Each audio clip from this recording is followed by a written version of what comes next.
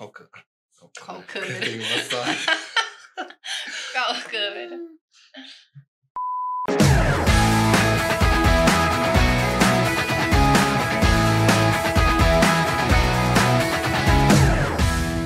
Olá, sejam bem-vindos ao podcast da Uni Dom Bosco. Eu sou a professora Alana e hoje temos um convidado, que é o professor Marcelo Henriques. Olá, professor, tudo bem?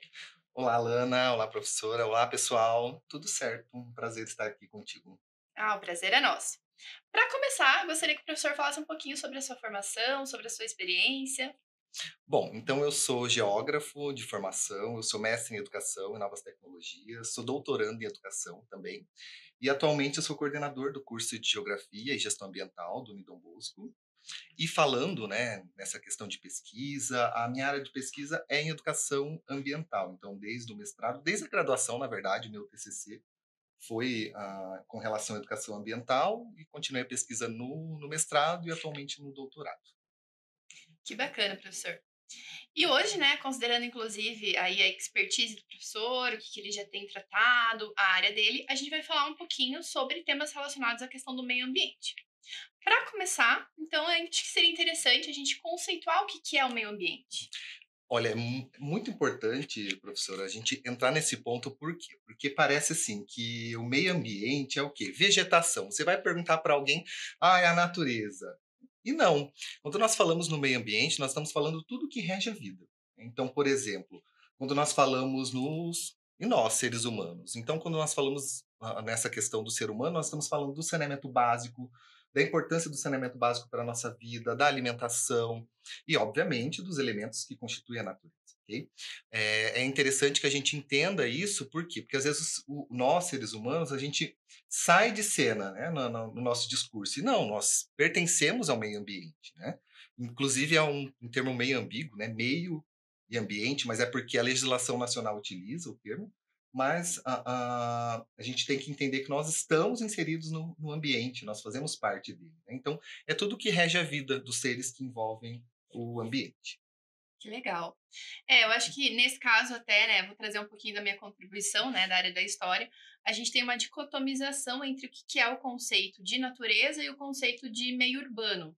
E isso acontece muito principalmente por conta da formação dos centros urbanos e da revolução industrial. Mas é isso que o professor estava colocando, né? Se a gente for ver a questão da natureza, a gente tem elementos naturais que estão presentes na cidade. Então, assim, a gente tem a questão também do ar, da água, que são elementos que vão permear qualquer meio. Então, claro, no que a gente considera como natureza, a gente tem uma presença muito maior desses elementos naturais. Mas na cidade a gente também tem. E eles são indispensáveis à vida, né? A gente não consegue pensar a vida sem o ar, sem o oxigênio, sem a água, né? Isso é indispensável. E é interessante também que as ciências, no gerais, como a geografia, há um tempo atrás, algumas décadas, também tinha essa dicotomia. Então, era a geografia física separada, né, das outras geografias, né? A geografia humana, a geografia cultural. E a gente sabe que hoje a gente não consegue fazer essa divisão porque existe uma relação. Né? Eu não consigo pensar, por exemplo, a questão urbana, o surgimento das cidades, ou a expansão, a gestão urbana, sem pensar nesses outros elementos. Né? Como que eu vou construir um bairro se eu não vou fazer um estudo geológico da área? Né? Então, não tem como a gente separar. Né? E o homem causa impactos à natureza, então não tem como a gente sair de cena. Né? Com certeza. Acho que, inclusive, quanto mais a gente traz essa questão do ser humano ao centro, né? Porque se a gente for ver, a natureza, ela, inclusive, tem uma capacidade de se autorregular. E aí, o que a gente tem observado em mudanças climáticas, a gente já vai entrar um pouquinho nisso também, está muito relacionado com o comportamento humano. E a gente não está falando do comportamento humano que está acontecendo agora, a gente está falando de um comportamento humano que vem se desenvolvendo ao decorrer do tempo.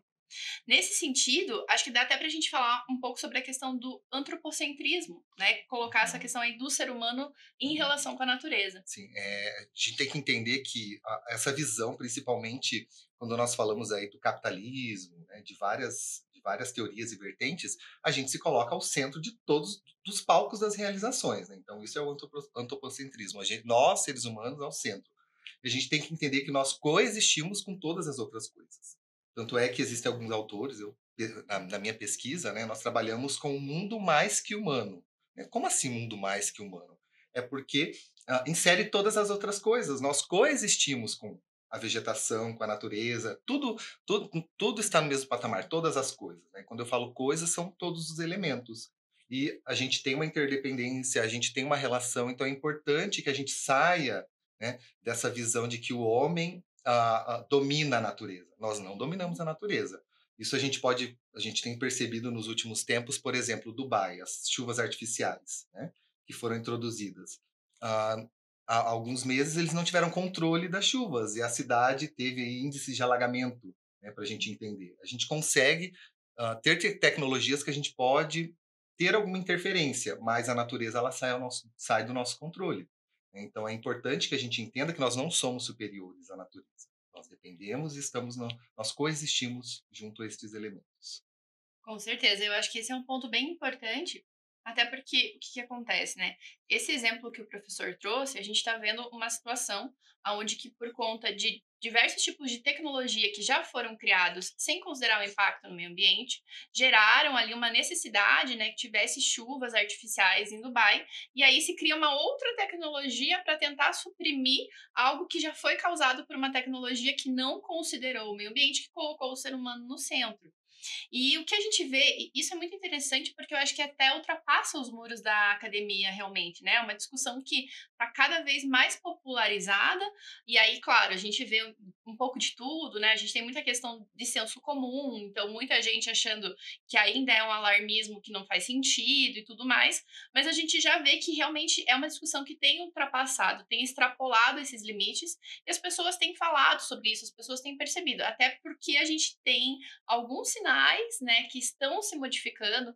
Acho que só para citar inicialmente a questão do aumento da temperatura. Então, isso é algo que todas as pessoas percebem, né? A gente está tendo períodos de calor mais intensos ou mais duradouros do que a gente tinha antigamente.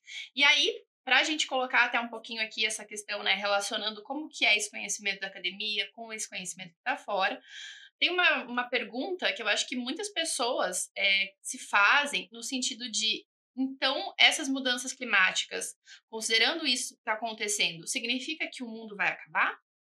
Então, a gente não consegue definir ao certo, né?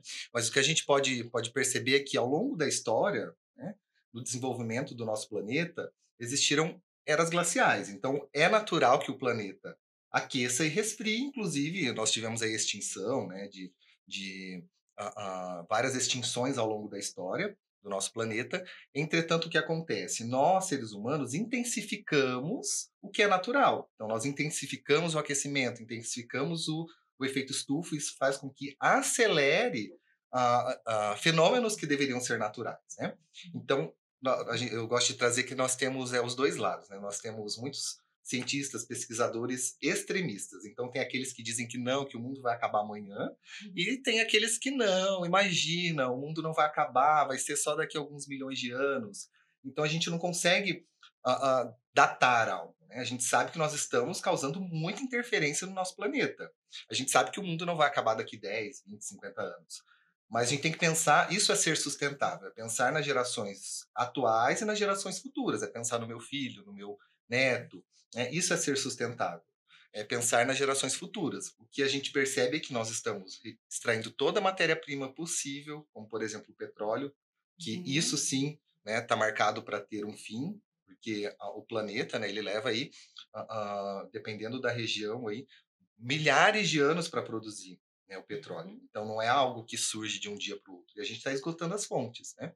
Então a gente não pode ser extremamente alarmista, mas nós precisamos ter cuidado com o nosso planeta, com a nossa casa, para garantir a vida futura. Então a gente pode dizer que o mundo não vai acabar nas próximas décadas, mas com certeza, cada vez mais a nossa vida vai se tornar mais difícil. Como assim? A questão do próprio respirar, do acesso a uma água de qualidade, uma água tratada, né? Isso vai ficar cada vez mais difícil num cenário mundial. Até me lembrou o que aconteceu agora, né, recentemente com a questão do Rio Grande do Sul. E eu vi uma polêmica nas redes sociais falando que uma pessoa, né, começou a argumentar falando que, na verdade, essa questão do planeta se autorregular, o que a gente já teve várias eras glaciais, era só isso, né, entre aspas, que está acontecendo novamente.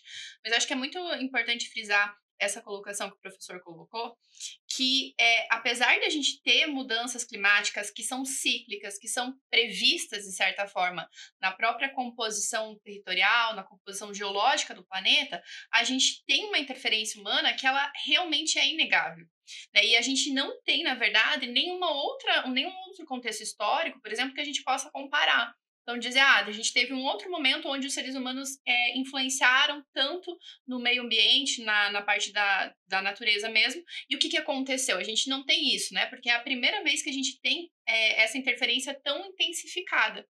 E aí, considerando essa questão, a gente consegue observar, inclusive, eu acho que já é parte até do que eu vou te perguntar agora, né? Porque esse fato de a gente influenciar tanto, ele acaba realmente trazendo essa pauta à tona, e nos últimos 30 anos a gente observa que tem um aumento muito considerável, né? Até como eu coloquei, essa questão de fora mesmo da academia, as pessoas terem essa preocupação. Então, é um assunto que está se tornando quase que um assunto cotidiano. E por que você acha que isso aconteceu? Então, veja bem, né, nas últimas décadas a gente percebe que a tecnologia avançou muito.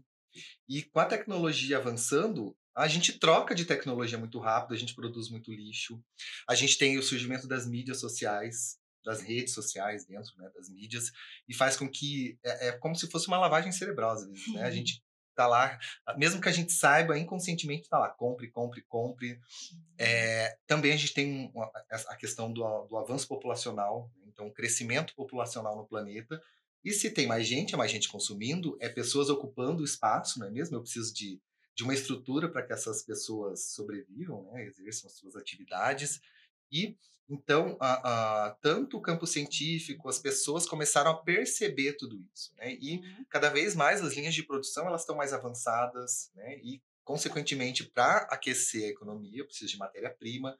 Então, a gente pode dizer que a gente vive nessa questão cíclica, né? A gente vive num ciclo, né? A gente vive num sistema. Então, ah, eu tô na, eu, uma, um, o ser humano nasce, ele precisa de uma residência, ele precisa ocupar um espaço no mundo do trabalho, ele vai consumir, ele vai gerar outros filhos, né? E, consequentemente, a gente precisa aquecer todo esse sistema. Né? E, então, a gente faz parte desse sistema que, nos últimos 30 anos, a gente percebe que as pessoas elas estão tomando mais consciência sobre tudo isso. Né? Mas, em contrapartida, a gente tem também essa questão do capitalismo. Né? Então, a gente tem aí cenários distintos no globo, que daí é para uma outra discussão também. Uhum. Exatamente. Eu acho que eu já estava até aqui pensando, né, a Uhum. gente realmente são muitos fatores, a gente considera multifatorial, eu acho que Sim. essa mudança. E uma das coisas, assim, a gente não está dizendo: "Ah, não consumam nada", até porque é É impossível impossível. praticamente, né, hoje a gente precisa, eventualmente, até para suprir as necessidades básicas, que é isso que o professor Marcelo trouxe, em relação à questão da moradia, em questão de subsistência, a gente precisa de alguma forma se relacionar com essa questão do consumo. Mas a gente pode tentar, pensar em maneiras e formas que realmente sejam um consumo que a gente possa considerar mais consciente, né. Então, ter uma preocupação maior com esse processo de produção do que você está consumindo, entender da onde vem, tentar priorizar, né, produções que sejam mais regionais ou mais locais, porque isso impacta toda uma cadeia, desde as pessoas que trabalham até a forma como esse produto chega e ele é ofertado. E claro que isso é algo que também, assim, quando a gente está falando de grande escala e pequena escala, tem muita diferença em questão monetária, nós sabemos disso, né? Então também é um grande desafio, mas acho que é uma das questões que se coloca. E por mais que também a gente não consiga saber quais são exatamente as ações que devem ser tomadas, assim, né? A gente já consegue vislumbrar mais ou menos essas direções. Eu acho que isso que é importante, a gente ter esses direcionamentos e também trazer esse assunto à tona, para que a gente possa cada vez mais falar sobre isso e pensar em coisas, em soluções que possam nos auxiliar. E, inclusive, falando sobre isso, o que a gente pode considerar como ações antrópicas? Então, a ação antrópica é a questão do efeito do ser humano na própria natureza, né? São as nossas ações. Né? Então, veja só, né? Pensar no consumo em vez de um consumismo. O que é o Uhum. consumo? É consumir aquilo essencial para a minha vida. Eu preciso realmente daquilo? Né? E o consumismo é além daquilo que é necessário para sobreviver. Né? Será que eu preciso de 15 calças jeans para sobreviver? Ou, sei lá, 30 camisetas de uma mesma cor? né? Ou será que eu preciso Não, e sempre... mesmo que não seja da mesma cor, né? E Achando olha nem fica só, né? questionamento. Exatamente, eu preciso de uma camiseta por dia, né? Então, é pensar realmente nessas ações, porque, claro, né? A gente tem aí que pensar numa esfera mais ampla, né? Mais macro, mas a gente precisa pensar também localmente, pensar dentro das nossas casas, né? Do nosso lar também. Então, é realmente pensar quando eu vou por exemplo, né, a questão da alimentação, né, as sobras. Quantos e qual é a porcentagem, né, dos alimentos que vão para o lixo? Porque a gente, né, eu acho que todo mundo aí, principalmente que é um pouco mais velho, sabe que os mais velhos eles faziam lá aquelas paneladas, né, e sobrava muito alimento, muito mesmo, e que às vezes era descartado. Então, é pensar realmente o que eu posso fazer com esse alimento? Será que não pode matar a fome de outras pessoas? Né? Existem pesquisas que mostram que todo alimento que sobra no mundo, né, que é Uhum. descartado, poderia matar a fome mundial, mas isso não acontece. Né? Então, a gente percebe que existe um desperdício muito grande de alimento, por exemplo. Eu vou ao supermercado, será que realmente eu preciso das sacolas plásticas? Será que uma sacola retornável não seria mais viável, não é mesmo? Será que eu preciso de carro? Eu preciso de um veículo para ir naquele lugar próximo? Eu não posso ir caminhando? Será que eu não posso dar carona para alguém? Então, são pequenas ações que podem mudar. Mas, Uhum. claro, a gente tem que pensar grande também, pensar nas grandes corporações, o que que a gente pode fazer para mudar esse sistema que nós temos hoje. É, exatamente. Acho que nesse ponto, assim, é muito importante a gente colocar também porque toda essa questão dessa conscientização ambiental, né, acho que a gente pode colocar nesses termos, ela é fundamental. Acho que as pessoas precisam sempre buscar otimizar os seus recursos, mas é isso que o professor colocou também. A gente não pode esquecer que a gente vive em sociedade.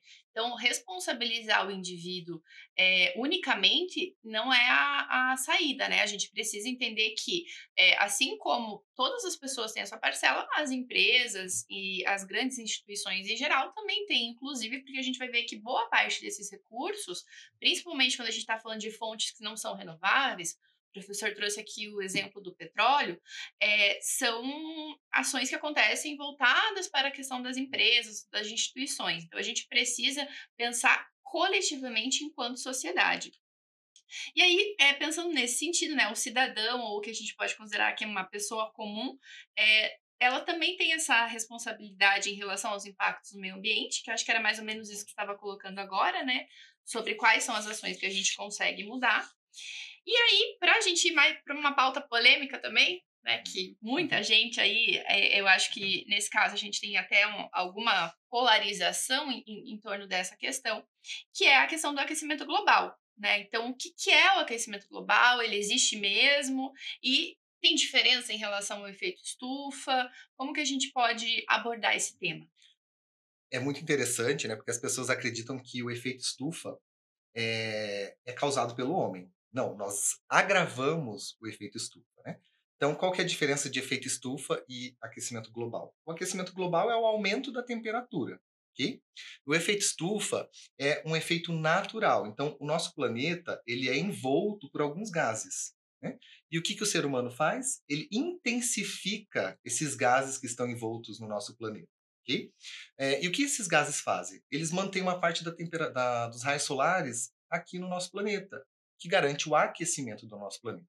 Então, o Uhum, Sol vai emitir os raios solares e esses gases vão manter uma pequena porcentagem dos raios aqui no nosso planeta, na nossa atmosfera, aquecendo, mantendo a temperatura ideal para a nossa sobrevivência. Mas como o homem, aí, né, através do seu consumo, transporte, né, através da queima de combustível, a gente vai emitir vários gases que compõem o efeito estufa, né, a camada estufa.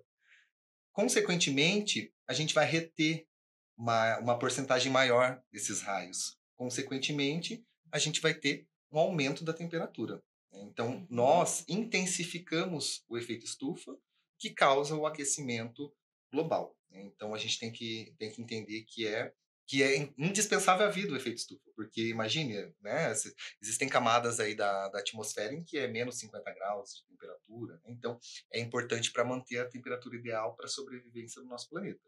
Então, se a gente emite muitos gases, a gente tem um acúmulo maior desses gases e, consequentemente, uma parcela dos raios que deveria voltar, ser refletidos novamente ao espaço, eles ficam retidos aqui no nosso planeta e que vai aumentando a temperatura. Nossa, gente, acho que aqui ficou de uma forma muito didática, né, e muito clara o que que é essa questão do aquecimento global, que é justamente isso, a gente está aumentando a temperatura global e por isso também que a gente acaba, então, sentindo essas consequências, né, sobre esse aumento de temperatura e tudo mais. E aí a gente tem um outro ponto também polêmico, né, agora a gente vai às partes polêmicas, que é a questão do consumo de carne, né, como que a gente pode pontuar que o consumo de carne afeta o planeta? Bom, é muito interessante, porque muitas pessoas desconhecem, né? Sim. Principalmente aqui no Brasil, a gente tem grandes extensões, né, para a criação de gado. E o que acontece? Quando o gado está fazendo a sua digestão, né, e a partir do pum do gado, ele vai soltar, emitir gás metano. Então, ele intensifica muito os gases do efeito estufa. Então, é muito prejudicial ao meio ambiente. Né? E outra questão também, existem áreas, por exemplo, do Rio Grande do Sul, que estão se tornando desertos, essas áreas em que nós temos criação de gado. Por quê? Porque pelo pisoteio do gado, né? Então pense o gado ali, né? Pesando várias arrobas, pisando naquele solo todos os dias, faz com que compacte o solo. Então não Uhum. tem ali, não é possível percolar, né, a água, não vai ter mais vegetação e aquela área acaba se tornando um deserto. Então é muito interessante a gente entender por quê. Essa questão por quê. O homem, principalmente aqui no Brasil, a gente consome muita carne. Né? A gente Uhum. consome, se eu não me falha a memória, 40 quilos por ano por pessoa. Então é muito, né? Muito. Se a gente for pensar que nós temos o peixe, outras fontes, né, de proteína, por exemplo, um consumo muito exagerado, né? E se a Uhum. gente for comparar com outras regiões do planeta também, né? Então, o gado ele traz alguns efeitos bem nocivos ao ambiente, né? E já pegando um gancho, né, a gente precisa entender que aqui no Brasil existem também outros vilões com relação ao meio ambiente. Então, por exemplo, a questão do consumo de água. A irrigação, ela é responsável por 65% do consumo de água. Então, nós, nos nossos lares, no espaço urbano, nós somos responsáveis, em média, aí, dependendo da cidade, por 10, 12% do consumo de água. Então é muito pouco, perto Uhum. eh, do que a lavoura utiliza. E eu não estou falando do pequeno agricultor, não estou falando do pequeno produtor, estou falando de grandes extensões, né, de grandes latifúndios. E também para matar a sede do gado. Então, eles aí ocupam aí mais ou menos 20% do consumo de água. Né? E por que, que eu trago isso? Porque é importante entender que, às vezes, essa água ela é desperdiçada. Né? Às vezes Uhum. é utilizada uma porcentagem além do necessário. Existem ligações irregulares. Então, por exemplo, na transposição do Rio São Francisco, existem estudos que mostram que boa parte da água não chega a quem deveria, que é o pequeno produtor, né? O produtor rural, porque existe um desvio muito grande da água canalizada, né, pelo rio. Então é muito importante a gente entender que às vezes eu acredito que assim a gente tem que superar essa discussão do nosso papel com relação ao meio ambiente, né? Sim. Pensar no consumo de água em casa, pensar na reciclagem, pensar nesses aspectos, né? Porque a gente já está discutindo isso há muito tempo. Hoje nós precisamos pensar nas políticas públicas, pensar realmente em uma mudança mais significativa. E é refletindo, entendendo em quem a gente vai votar nas eleições, por Uhum. exemplo, pensar, né, o que se propõe, né, o que aquele Uhum. político está propondo. Né? As políticas públicas elas estão sendo implementadas, é isso que a gente precisa hoje, não é mesmo? Com certeza. Bom, só retomando, assim, a gente não tá aqui fazendo apologia, né, para as pessoas pararem de comer carne. Eu até poderia fazer Não. isso, Talvez mas diminuir, porque. acho que a Uhum. questão é essa, né, fazer com que as pessoas tenham uma consciência e entender assim.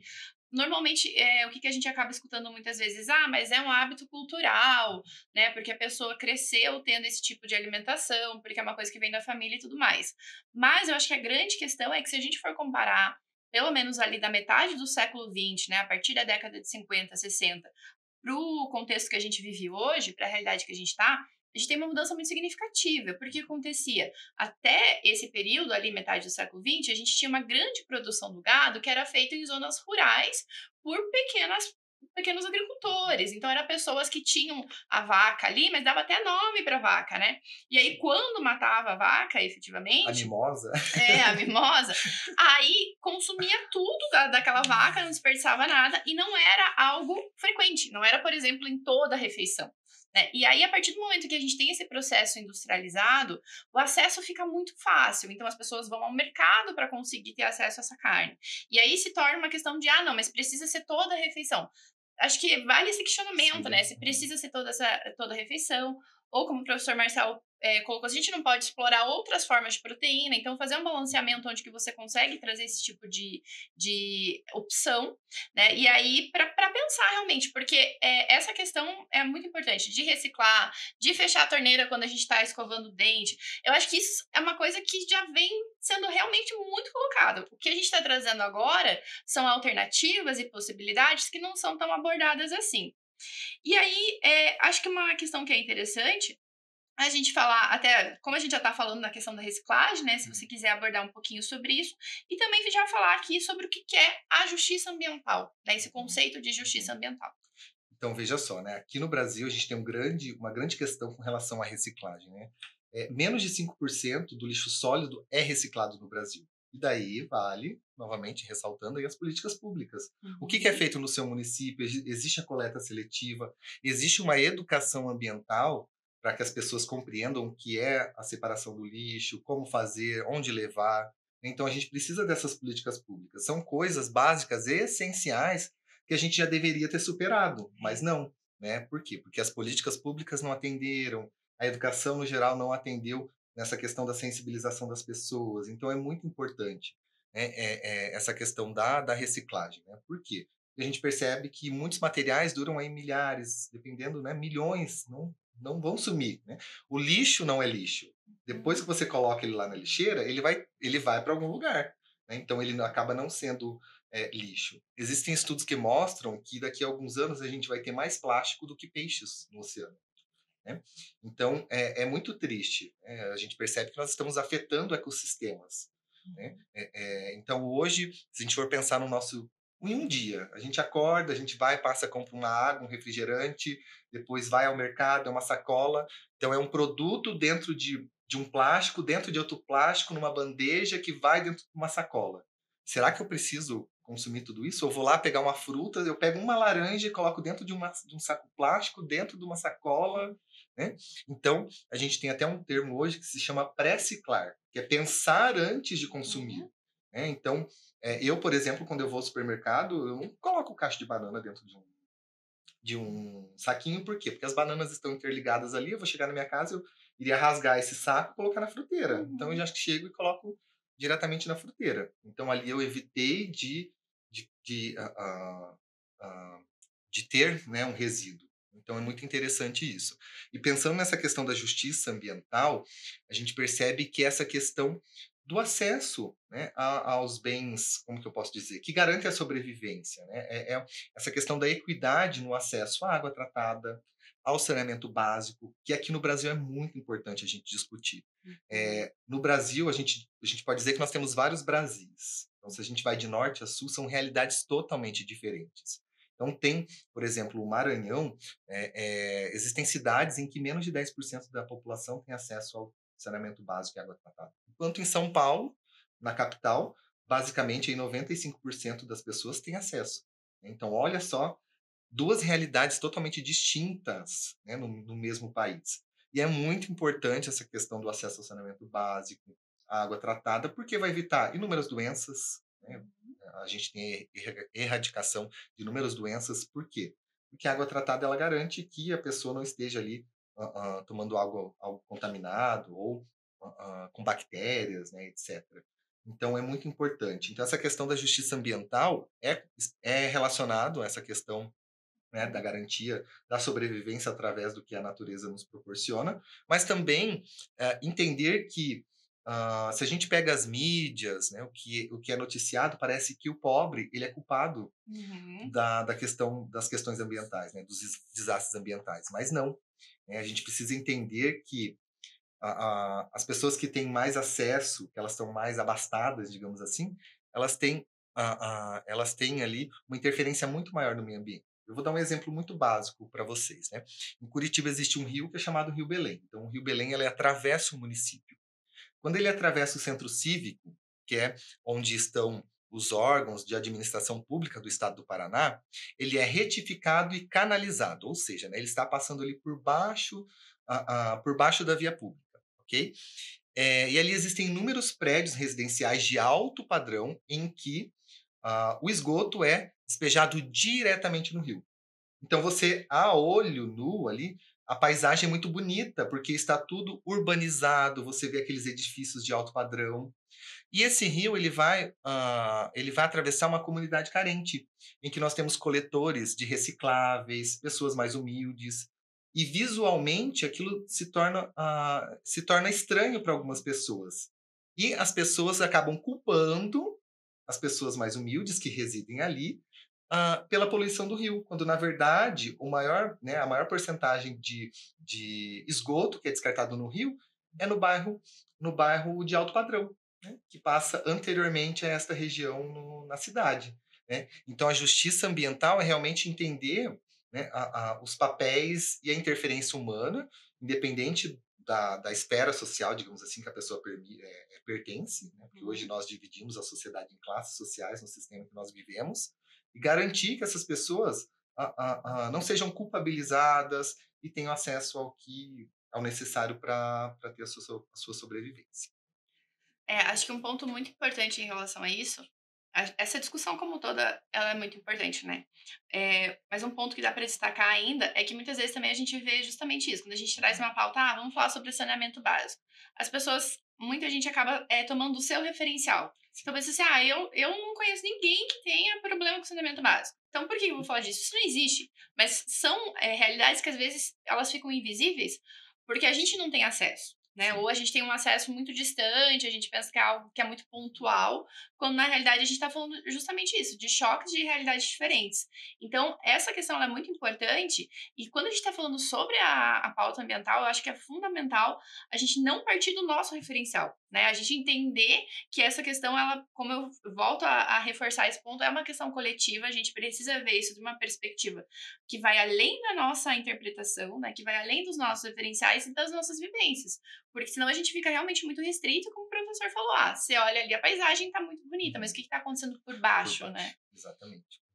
E eu acredito que o que pode mudar é a educação ambiental. Então a gente tem que entender que a educação ambiental não é só na escola. A educação ambiental, ela acontece em todos os espaços. Então, por exemplo, se eu estou numa empresa e acontece uma reunião e o gestor vai abordar a separação do lixo ali pelo setor, né, do setor, que as pessoas não estão separando o lixo corretamente, estão jogando o lixo na lixeira que não é adequada, ele praticou uma educação ambiental. Por quê? Porque ele teve um objetivo. Então, quando nós temos um objetivo com relação às questões ambientais, eu estou praticando educação ambiental, seja na minha casa, na escola, na indústria, na empresa. Então, toda ação que ela é organizada e tem esse objetivo é uma educação ambiental.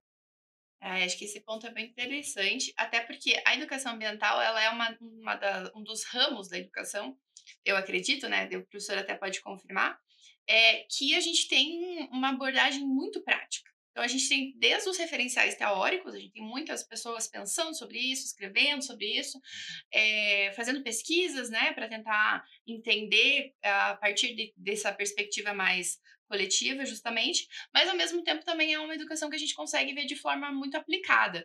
Porque existem alguns conceitos básicos que, a partir do momento em que as pessoas conseguem introjetar esses conceitos, realmente conseguem entender do que se trata, a gente vê uma mudança no costume, a gente vê uma mudança nos hábitos. Então, a gente começa a ver isso numa escala muito maior.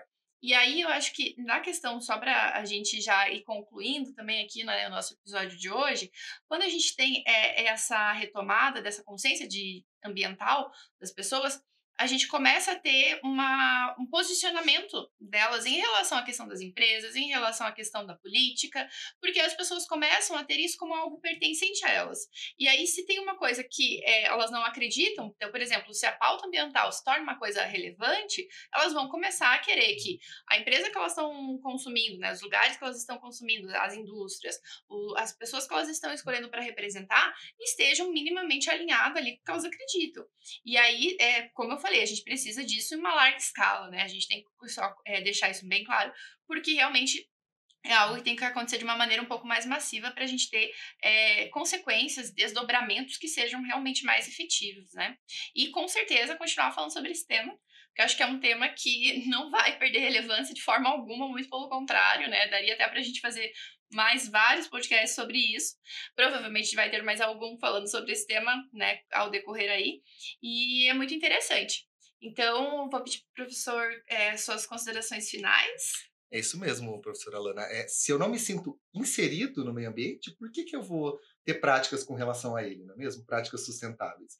É aquela questão, né? Quando você pergunta para uma criança de onde vem o leite? Ah, o leite vem da caixinha, não é Uhum, mesmo? uhum. Então ela não teve esse contato, ela não experienciou, né? Então é muito importante a educação ambiental em todas as esferas, justamente para que a gente tenha uma sensibilidade, um olhar diferenciado para o meio ambiente, para daí a gente incorporar essas práticas. É algo que leva muito tempo, mas a gente percebe que a gente precisa iniciar de alguma forma, e a gente está caminhando para algo mais eficaz. Tá certo. Muito obrigada pela sua participação, professora. Acho que foi um podcast muito instrutivo. E vocês aí que estão escutando, que estão assistindo a gente, deixem nos comentários o que vocês acham. Se vocês já fazem alguma coisa aí para, né, auxiliar essa questão ambiental que a gente não comentou aqui, se vocês querem trazer. E participem, né? Compartilhem, curtam. Fiquem ligados também que em breve teremos mais um episódio. Até a próxima. Tchau, tchau, gente.